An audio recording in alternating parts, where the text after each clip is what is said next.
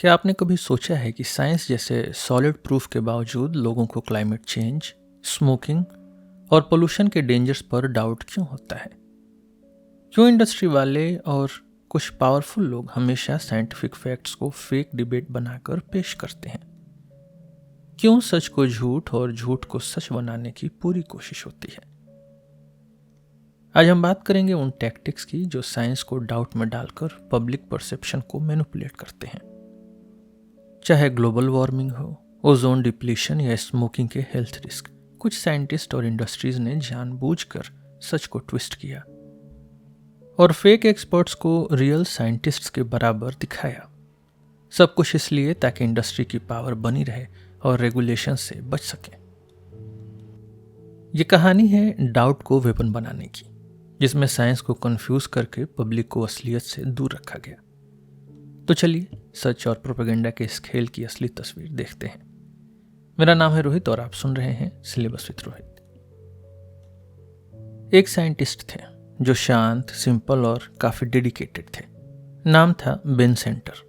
वो Lawrence Livermore national laboratory USA में काम करते थे और उन्होंने ग्लोबल वार्मिंग के साइंटिफिक प्रूफ को फिंगरप्रिंटिंग मेथड से एस्टेब्लिश किया। सेंटर ने बताया कि अगर ग्लोबल वार्मिंग सन की वजह से होती तो अर्थ की दोनों लेयर्स, ट्रोपोस्फियर और स्ट्रेटोस्फियर, गर्म होती। लेकिन उन्होंने प्रूफ दिया कि सिर्फ ट्रोपोस्फियर गर्म हो रहा है और स्ट्रेटोस्फियर ठंडी, जो ये दिखाता है कि वार्मिंग ह्यूमन एक्टिविटी की वजह से हो रही है। 1995 में जब आईपीसीसी रिपोर्ट में उनका नाम आया तो कुछ वॉशिंगटन के फिजिसिस्ट ने उन पे इल्जाम लगाया कि उन्होंने डेटा को मैनिपुलेट किया है। मीडिया जैसे वॉल स्ट्रीट जर्नल ने भी उनके खिलाफ लिखा। सेंटर ने एक्सप्लेन किया कि जो भी चेंजेस किए गए थे वो पीयर रिव्यू के स्टैंडर्ड प्रोसेस के मुताबिक थे। उन्होंने फिर रियलाइज किया कि जो टैक्टिक्स उनके खिलाफ यूज हुई वो वही थी जो पहले टोबैको इंडस्ट्री ने यूज की थी। कंट्रोवर्सी को जिंदा रखना, डाउट क्रिएट करना और साइंस को कंफ्यूज बनाना। ये वही लोग थे जो पहले एसिड रेन, ओजोन डिप्लीशन और ग्लोबल वार्मिंग जैसे साइंटिफिक कंसेंसस को चैलेंज कर चुके थे। उनका मेन मोटिव था इंडस्ट्रीज को रेगुलेशन से बचाना और साइंस को डिसक्रेडिट करना। मीडिया और पॉलिटिक्स भी इन टैक्टिक्स से हेविली इन्फ्लुएंस हुई, जहां फेक एक्सपर्ट्स को रियल साइंटिस्ट का इक्वल दिखाया गया। इन लोगों की पास्ट क्रेडिबिलिटी और पॉलिटिकल रीच ने इन्हें और पावरफुल बनाया। सेंटर की पर्सनल लाइफ भी इस सबसे डिस्टर्ब हुई। मैरिज खत्म हो गई उनकी, कैरियर पे प्रेशर बढ़ गया, लेकिन उनकी कहानी एक सिंबल बन गई साइंस के खिलाफ मिस इन्फॉर्मेशन और प्रोपेगेंडा के स्ट्रगल की। यही स्ट्रेटेजी टोबैको इंडस्ट्री ने भी पहले यूज की थी। 1979 में आरजे रेनॉल्ड्स कंपनी ने फ्रेडरिक सीस को हायर किया और उन्हें $45 मिलियन दिए ताकि वो स्मोकिंग के हार्मफुल इफेक्ट्स के against alternate scientific theories promote कर सकें। इस रिसर्च का गोल था स्ट्रेस, जेनेटिक्स और लाइफस्टाइल को हाईलाइट करना ताकि स्मोकिंग का ब्लेम कम हो जाए। पीआर एक्सपर्ट जॉन हिल के साथ मिलकर टोबैको इंडस्ट्री ने टोबैको इंडस्ट्री रिसर्च कमेटी बनाया, जिसका काम था साइंटिफिक डाउट क्रिएट करना। मीडिया में बैलेंस का मिसयूज हुआ। स्मोकिंग कैंसर लिंक के अगेंस्ट भी इक्वल स्पेस दिया गया, जिससे पब्लिक को लगा कि साइंस अभी क्लियर नहीं है। इंडस्ट्री ने कुछ साइंटिस्ट को भी खरीदा, उनको फंड किया और कोर्ट्स में एक्सपर्ट विटनेसेस बनाकर प्रेजेंट किया। ये लोग बोलते थे कि कैंसर के और भी केसेस हैं। जब 1964 में सर्जन जनरल ने स्मोकिंग और कैंसर का लिंक कंफर्म किया, तब भी टोबैको लॉबी ने अल्टरनेटिव स्टडीज पब्लिश करके कंफ्यूजन बनाए रखा। इंडस्ट्री ने डॉक्यूमेंट्स डिस्ट्रॉय किए, लॉयर्स और साइंटिस्ट के थ्रू रीजनेबल डाउट क्रिएट किया। एक मेमो में उन्होंने क्लियरली लिखा कि doubt is our product. Doubt का यूज इसलिए होता था क्योंकि अगर पब्लिक अनश्योर रहे तो एक्शन डिले होगा। कोर्ट्स में भी ये लॉजिक यूज किया गया कि हर स्मोकर को कैंसर नहीं होता, इसलिए डायरेक्ट कॉजेशन प्रूव नहीं हुआ। 2006 में कोर्ट ने फाइनली इंडस्ट्री को रिको एक्ट के अंडर गिल्टी डिक्लेयर किया। बताया गया कि इंडस्ट्री ने जानबूझकर पब्लिक को मिसलीड किया और साइंटिफिक ट्रुथ को दबाया। यह स्ट्रेटजी बाद में और टॉपिक्स पे भी अप्लाई हुई, जैसे क्लाइमेट चेंज। कोल्ड वॉर के दौरान कुछ साइंटिस्ट जैसे सीड्स एंटी कम्युनिस्ट और प्रो मिलिट्री प्रोजेक्ट्स में डीपली इन्वॉल्व थे। उन्होंने रेगन के स्ट्रेटेजिक डिफेंस इनिशिएटिव SDI को सपोर्ट किया, जिसे साइंटिस्ट ने डेंजरस और अनरियलिस्टिक बोला। 1976 में CIA ने टीम B बनाई, जिसमें हॉकिस फिजिसिस्ट ने सोवियत थ्रेट को ओवर एस्टिमेट किया। इन एग्जेजरेटेड रिपोर्ट से पब्लिक और पॉलिटिशियंस को डराया गया। SDI को सपोर्ट करने के लिए जॉर्ज C. मार्शल इंस्टीट्यूट बनाया गया। इस इंस्टीट्यूट ने साइंस का मास्क लगाकर पॉलिटिकल एजेंडा प्रमोट किया। कार्ल सेगन और नासा साइंटिस्ट ने जब न्यूक्लियर विंटर का मॉडल प्रपोज किया तो बताया गया कि न्यूक्लियर वॉर के बाद दुनिया फ्रीज हो सकती है। पर SDI के सपोर्टर्स ने इस ट्रुथ को इग्नोर किया और पब्लिक को अलग नैरेटिव दिया। इन सब इवेंट्स का एक ही पैटर्न था, साइंस को डाउट से रिप्लेस करना, एक्सपर्ट्स को कंफ्यूज करना और इंडस्ट्रीज और पॉलिटिकल गोल्स के फेवर में पब्लिक ओपिनियन मैनिपुलेट करना। न्यूक्लियर विंटर की कॉन्सेप्ट ने पब्लिक और साइंटिफिक कम्युनिटी में काफी कंट्रोवर्सी खड़ी कर दी। जब साइंटिस्ट सेगन ने एक कॉन्फ्रेंस ऑर्गेनाइज करके साइंटिफिक स्क्रूटनी के बाद अपने कंक्लूजन्स रखे, तो कुछ साइंटिस्ट ने उनके पब्लिक प्रमोशन को एग्जेजरेशन माना। मार्शल इंस्टीट्यूट ने इसे एग्जेजरेशन और अलार्मिज्म कहकर क्रिटिसाइज किया। यहां साइंस और पॉलिटिक्स का खेल साफ दिखने लगा। सीड्स और उनके एलाइज ने स्ट्रेटेजिक डिफेंस को सपोर्ट करने के लिए एग्जेजरेटेड साइंटिफिक क्लेम्स किए। जब साइंटिफिक कम्युनिटी ने उनके आइडियाज को चैलेंज किया तो उन्होंने इनको पॉलिटिकली मोटिवेटेड कहकर डिस्क्रेडिट कर दिया, यानी साइंस को अपनी पॉलिटिकल आइडियोलॉजी के लिए मैनिपुलेट किया गया। 1983 में न्यूक्लियर विंटर हाइपोथेसिस पर कैम्ब्रिज, मैसाचुसेट्स में एक वर्कशॉप हुई। इसमें हाइपोथेसिस को पीयर रिव्यू के थ्रू पास किया गया और बायोलॉजिकल इम्पैक्ट को भी एसेस किया गया। कॉन्फ्रेंस के एक दिन पहले सैगन ने पैरेड मैगजीन में एक आर्टिकल पब्लिश किया, जिसमें 5000 मेगाटन न्यूक्लियर ब्लास्ट के बाद -25 डिग्री सेल्सियस टेम्परेचर ड्रॉप और फूड क्राइसिस की वार्निंग दी। इस आर्टिकल ने पब्लिक में काफ़ी हाइप क्रिएट की और सैगन ने आर्म्स रिडक्शन और न्यूक्लियर फ्रीज के लिए पब्लिक सपोर्ट मांगा। इसके बाद फॉरेन अफेयर्स में भी एक डिटेल्ड पॉलिसी आर्टिकल पब्लिश हुआ, जिसमें न्यूक्लियर विंटर को डूम्सडे मशीन से कंपेयर किया गया। लेकिन जब साइंस जर्नल में nuclear winter global consequences of multiple nuclear explosions title से पेपर पब्लिश हुआ तो साइंटिफिक कम्युनिटी का रिस्पांस मिक्स्ड था। NCAR यानी national centre for atmospheric research team ने अल्टरनेटिव मॉडल बनाया, जिसमें टेम्परेचर ड्रॉप कम यानी 10 डिग्री सेल्सियस से 20 डिग्री सेल्सियस दिखाया। इसे न्यूक्लियर ऑटम कहा गया। कुछ साइंटिस्ट ने सैगन के पब्लिक प्रमोशन को एग्जेजरेशन माना और MIT प्रोफेसर केरी इमैनुअल ने इसे लैक ऑफ साइंटिफिक इंटीग्रिटी कहा। NCAR साइंटिस्ट कोवे ने सैगन की मीडिया स्ट्रेटजी को इरिस्पॉन्सिबल बताया, लेकिन हाइपोथेसिस को साइंटिफिकली वैलिड माना। जेस्ट्रो, टेलर और सीड्स को लगा कि न्यूक्लियर विंटर हाइपोथेसिस पॉलिटिकल है और इन्वायरमेंटल ग्रुप्स जैसे UCS यानी यूनियन ऑफ कंसर्न्ड साइंटिस्ट को काउंटर करने के लिए जॉर्ज C. मार्शल इंस्टीट्यूट बनाया। उनका मानना था कि इन्वायरमेंटलिस्ट्स कम्युनिस्ट एजेंडा को प्रमोट कर रहे हैं। मार्शल इंस्टीट्यूट ने मीडिया और कांग्रेस पर फोकस करके ट्रेनिंग सेमिनार्स और प्रेस ब्रीफिंग्स ऑर्गेनाइज किए। उन्होंने SDI यानी स्ट्रेटेजिक डिफेंस इनिशिएटिव के लिए मीडिया में बैलेंस की डिमांड की और फेयरनेस डॉक्ट्रिन का भी सहारा लिया। एसिड रेन की डिस्कवरी भी ऐसी ही पॉलिटिकल डिबेट में फंस गई थी। 1963 में ह्यूबर्ट ब्रूक एक्सपेरिमेंट में एसिड रेन को डिटेक्ट किया गया था। रेन की pH 4 से कम थी, जो नेचुरल नहीं थी। Acid rain fossil fuel burning की वजह से हो रही थी और टॉल स्मोक स्टैक्स पोल्यूशन को दूर तक फैला रहे थे। इसके वजह से सॉइल न्यूट्रिएंट डिप्लीशन, फॉरेस्ट और एक्वेटिक लाइफ का डैमेज होना और मॉन्यूमेंट्स की कोरोजन हो रही थी। साइंटिस्ट ने सल्फर आइसोटोप्स का यूज करके प्रूव किया कि एसिड रेन में पोल्यूशन का सल्फर था, नेचुरल नहीं। भले ही साइंटिफिक कंसेंसस बन गया था, लेकिन इंडस्ट्रियल और पॉलिटिकल रेजिस्टेंस की वजह से रेगुलेशंस में डिले हुए। इंडस्ट्री ने मीडिया में नॉट एंटायरली क्लियर का नैरेटिव फैला दिया और डाउट क्रिएट कर दिया। गवर्नमेंट एक्शन और साइंटिफिक एविडेंस की टक्कर में कंजर्वेटिव लॉबीज ने इकोनॉमिक इम्पैक्ट को हाईलाइट किया और रेगुलेशंस को अपोज किया। साइंस को पॉलिटिकल कलर देने की कोशिश हुई और कंजर्वेटिव साइंटिस्ट ने एसिड रेन को एग्जेजरेशन बताने की कोशिश की, जैसे न्यूक्लियर विंटर को किया था। एसिड रेन के इशू पर यूएस और कनाडा ने मिलकर कुछ इनिशिएटिव्स लिए थे। 1979 में दोनों देशों ने joint statement of intent sign किया, जिसमें एयर पोल्यूशन को कंट्रोल करने और एमिशन रिडक्शन स्ट्रेटजीज पर जोर दिया गया।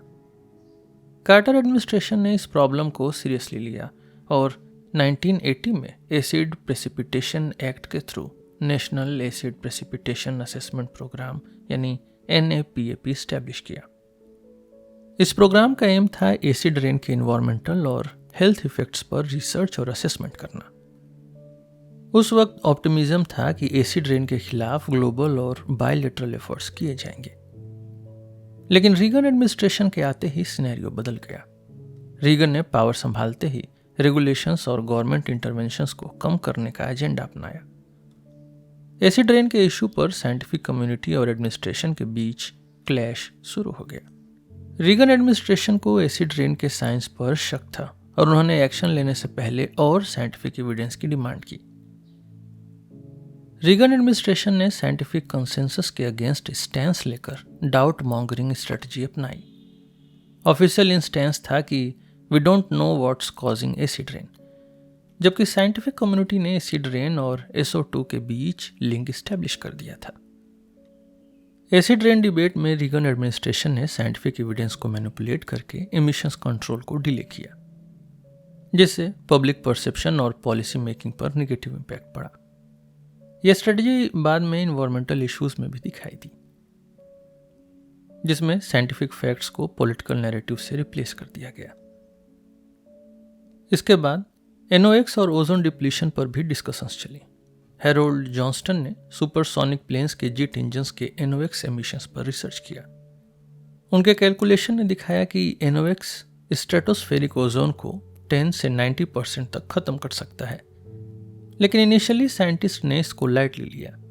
मीडिया में पेपर पब्लिश होने के बाद अवेयरनेस बढ़ी, पर SST प्रोजेक्ट इकोनॉमिक रीजंस की वजह से पहले ही कैंसिल हो चुका था।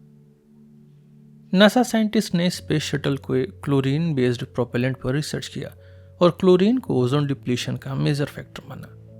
इंडस्ट्री ने पहले वॉल्केनिक क्लोरीन थियरी प्रोपोगेट की, लेकिन बाद में स्टडीज ने इस क्लेम को फॉल्स प्रूफ किया। क्लोरीन के एमिशन को ओजोन डिप्लीशन से डायरेक्टली लिंक किया गया। 1985 में ब्रिटिश एंटार्क्टिक सर्वे ने एंटार्क्टिक ओजोन होल डिस्कवर किया। इनिशियली इस डेटा को एरर समझा गया, पर सैटेलाइट इमेजेस ने कंफर्म किया कि ओजोन होल रियल है। पब्लिक और मीडिया में इस डिस्कवरी को लेकर बहुत चिंता थी। मॉन्ट्रियल प्रोटोकॉल 1987 में CFCs में 50% कट का टारगेट दिया गया और साइंटिफिक एविडेंस के बेसिस पर अपडेट करने का सिस्टम रखा गया। डुपॉन्ट ने ओजोन ट्रेंड्स पैनल की फाइंडिंग्स के बाद CFC प्रोडक्शन बंद करने का फैसला लिया। यह पूरी कहानी साइंस और पॉलिटिक्स की टक्कर की है, जिसमें साइंटिफिकली फैक्ट्स को पॉलिटिकली मैनिपुलेट करके डिले टैक्टिक्स और डाउट मॉन्गरिंग का यूज किया गया। एसिड रेन, ओजोन डिप्लीशन और बाकी इन्वायरमेंटल इश्यूज में भी सेम स्ट्रेटजी यूज हुई, जिससे पब्लिक और पॉलिसी मेकिंग पर बुरा असर पड़ा। सेकेंड हैंड स्मोक कंट्रोवर्सी भी कुछ ऐसी ही थी। 1986 में सर्जन जनरल की रिपोर्ट आई, जिसमें कहा गया कि सेकेंड हैंड स्मोक यानी SHS भी कैंसर कॉज करता है। EPA ने स्टेप्स लिए इंडोर स्मोकिंग कंट्रोल करने के, तो टोबैको इंडस्ट्री टेंशन में आ गई। फ्रेड सिंगर और टोबैको इंस्टीट्यूट ने कहा कि EPA का साइंस बैड साइंस है और EPA को जंक साइंस बोल के डिस्क्रेडिट करने की कोशिश की, ताकि इंडस्ट्री के खिलाफ रूल्स न बन पाए। टोबैको इंडस्ट्री को पहले से पता था कि साइड स्ट्रीम स्मोक यानी पैसिव स्मोक में ज़्यादा टॉक्सिक केमिकल्स होते हैं। सिगरेट के फिल्टर और पेपर्स बदलने की कोशिश हुई ताकि स्मोक कम विजिबल हो जाए, हार्मफुल कम नहीं। हर स्टेट स्मोकिंग रेस्ट्रिक्शंस पर लॉज पास कर रहा था, तो इंडस्ट्री ने स्मोकिंग को इंडोर एयर क्वालिटी प्रॉब्लम बना के प्रेजेंट किया। 1980 में new England journal of medicine में स्टडी आई जिसमें स्मोकी ऑफिसेस में काम करने वाले नॉन स्मोकर्स की लंग फंक्शन कम पाई गई। 1981 में ताकेशी हिरायामा की जापान में स्टडी आई जिसमें स्मोकर हस्बैंड्स की वाइफ्स में लंग कैंसर रिस्क ज्यादा पाया गया। टोबैको इंडस्ट्री ने हिरायामा की स्टडी को डिस्क्रेडिट करने की पूरी कोशिश की और कहा कि ये स्टैटिस्टिकल एरर है। junkscience.com वेबसाइट भी लॉन्च हुई जो ईपीए और साइंटिफिक रिसर्च को डाउट में डालती थी। फिलिप मॉरिस ने ईपीए को पॉलिटिकली बायस्ड दिखाने की पूरी कोशिश की। ईपीए ने setting the record straight web page launch किया जिसमें ईपीए ने अपनी पोजीशन क्लियर की और साउंड साइंस के कॉन्सेप्ट को चैलेंज किया। पूरी कहानी में एक चीज क्लियर थी, इंडस्ट्री ने साइंटिफिक कंसेंसस को अंडरमाइन करने की पूरी कोशिश की और पॉलिटिकल रिटोरिक से साइंस को डाउट में डालने की स्ट्रेटजी अपनाई। उनका गोल था रेगुलेशन को अंडरमाइन करना और पब्लिक परसेप्शन को मैनिपुलेट करना। रियल फाइट साइंस के अगेंस्ट नहीं थी बल्कि इंडस्ट्री के इकोनॉमिक इंटरेस्ट को बचाने की थी। कोल्ड वॉर माइंडसेट ने भी साइंस और फ्री मार्केट को कॉन्फ्रंटेशनल बनाया। सिंगर और सीज ने रेगुलेशन को सोशलिज्म से जोड़ दिया और एंटी रेगुलेशन स्टैंस को एंटी कम्युनिज्म से लिंक किया। यूके में भी सिमिलर ग्रुप फॉरेस्ट बना जो स्मोकिंग को फ्रीडम इशू बनाने की कोशिश करता था। ग्लोबल वार्मिंग के इशू पर भी यही स्ट्रेटजी यूज हुई।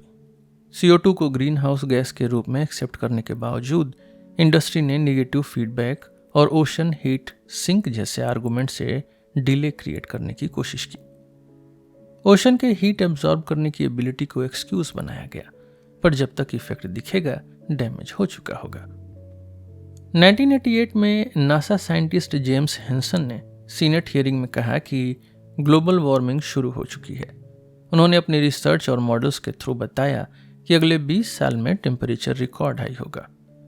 मीडिया ने उनकी बात को हाईलाइट किया, पर पॉलिटिकल रीजंस में रीगन एडमिनिस्ट्रेशन ने कहा कि टेक्नोलॉजी इस प्रॉब्लम को सॉल्व कर लेगी।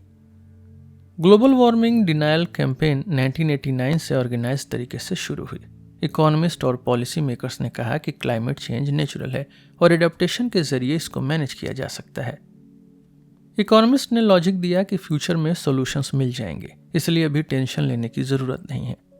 एडेप्टेशन एमिशन कट से सस्ता होगा, पर साइंटिस्ट ने बताया कि क्लाइमेट चेंज ऑलरेडी शुरू हो चुका है और इसका इम्पैक्ट इरिवर्सिबल हो सकता है, इसलिए इमीडिएट एक्शन लेना जरूरी है।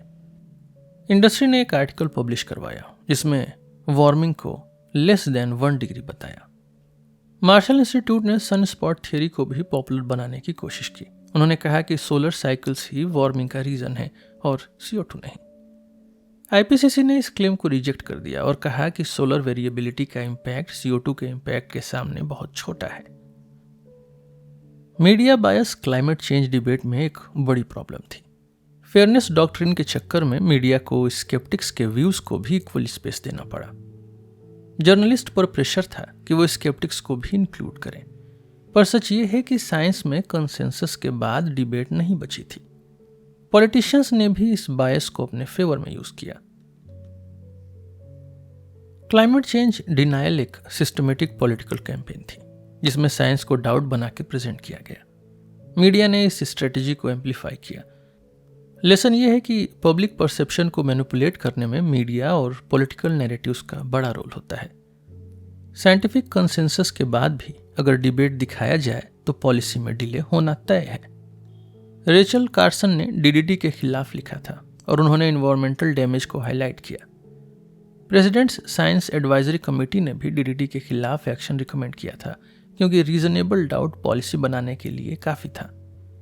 बैन 1972 में हो गया, पर कार्सन पे अटैक 2000s में शुरू हुआ।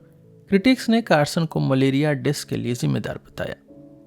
रियलिटी में DDT वॉर टाइम में इफेक्टिव था, पर 1955 से 69 की ग्लोबल मलेरिया कैंपेन में फेल हो गया था। रीजन था कि लोग गाइडलाइंस फॉलो नहीं करते थे और मॉस्किटोज ने रेजिस्टेंस डेवलप कर लिया। DDT बैन होने के बाद भी मलेरिया वापस आने की वजह एक्चुअली रेजिस्टेंस थी, ना कि बैन।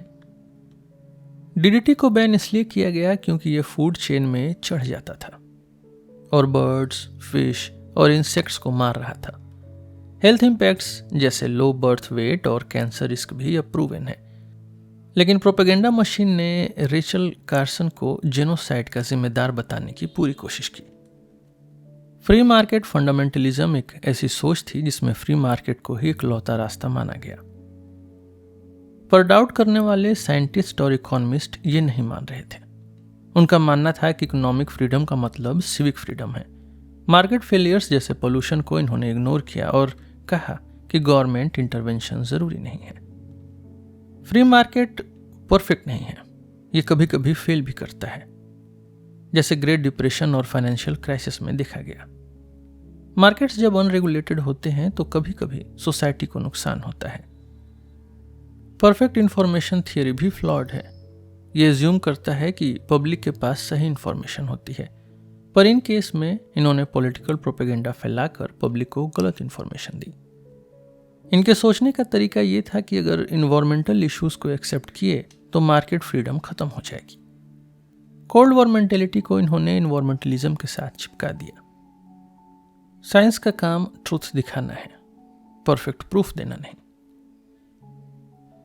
फ्री मार्केट फंडामेंटलिस्ट ने इन्वायरमेंटल इश्यूज को कम्युनिस्ट एजेंडा दिखाने की कोशिश की ताकि मार्केट रेगुलेशन से बच सके। पर सच ये है कि इन्वायरमेंटल प्रॉब्लम्स को सॉल्व करने के लिए मार्केट फेलियर्स को एक्सेप्ट करना पड़ेगा। आज के एपिसोड में बस इतना ही। साइंस को समझिए और फेक नैरेटिव से बच के रहिए। हम फिर मिलेंगे आपसे एक नए एपिसोड में एक नए टॉपिक के साथ। मेरा नाम है रोहित और आप सुन रहे थे सिलेबस विद रोहित। धन्यवाद।